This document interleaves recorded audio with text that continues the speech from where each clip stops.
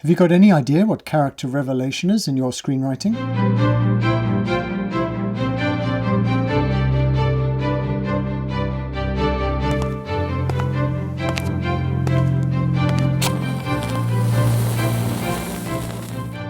How's it? Chop, screenplay prep and character revelation. This is something that works particularly well in TV series, but of course can be applied to film as well. But film obviously has the limitation of its typical 80 minutes to 140 minutes, whatever the leeway might be.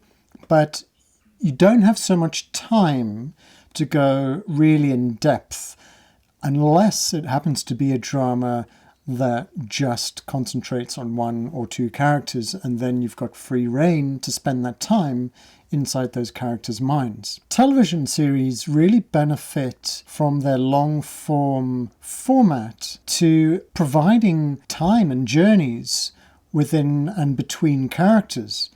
Just look at something like The Walking Dead, for example, and how the evolutionary paths of the various characters take place over what's now 12 to 13 seasons.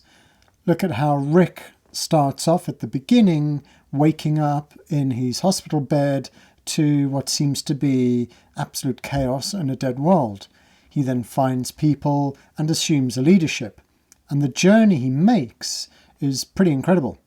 And The Walking Dead has many good examples of character examination and looking at how the world of The Walking Dead affects those specific people and how they might react to their environment and each other. I want to look at an example that I recently watched again on Netflix.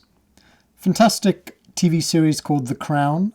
Many of you may well have heard of it. It doesn't matter if you haven't. What I would propose is that if you were to look at season 1, episode 9, what we have is a story that's within the story following the character of Winston Churchill. Obviously, The Crown is biographical, so it's charting history. But did this conversation ever take place?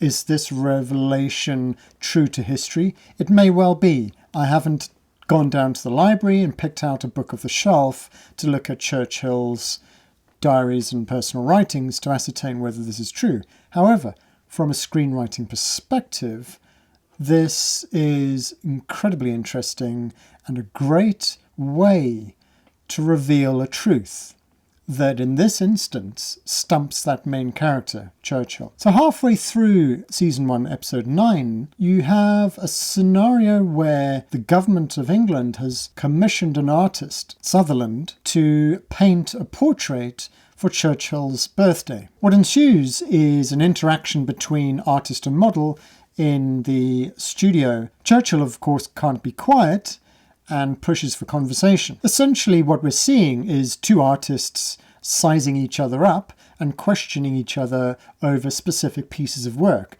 as they've both obviously done research on each other. Churchill took to painting himself. Sutherland is questioned over one of his pieces. And the revelation is the motivation for the particular piece and why it was particularly dark and gloomy. Churchill has been speaking about the paintings he made of his garden pond, and Sutherland pushed for why he kept returning to this very same scene and made multiple paintings of it. Churchill's response was that the challenge to get this right eludes me. So what I want to do here is just put up on screen the conversation as I noted it down, being that it is difficult to get a usable copy of the script, but I've written out the conversation between the two, and you can see the depth at which the emotions go in the realization of what's happened in their lives that ends up on the canvas. Churchill speaks of the pond and its murkiness and the fish underneath, and Sutherland comments how dark it is and how full of pain. And Churchill is surprised that Sutherland could see all of this in a piece of work. Sutherland continues to talk about the death of his child and this painting resulted. Churchill responds by saying he too lost a child.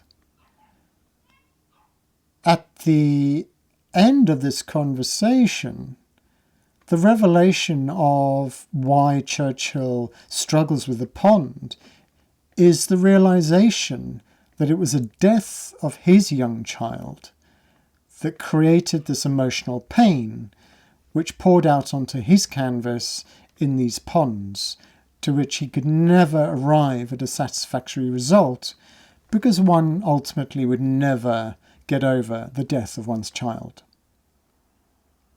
This is excellent screenwriting, and of course this may well have taken place. I deliberately didn't want to go to the history books and check, because it doesn't really matter whether this conversation and revelation took place in real life or not.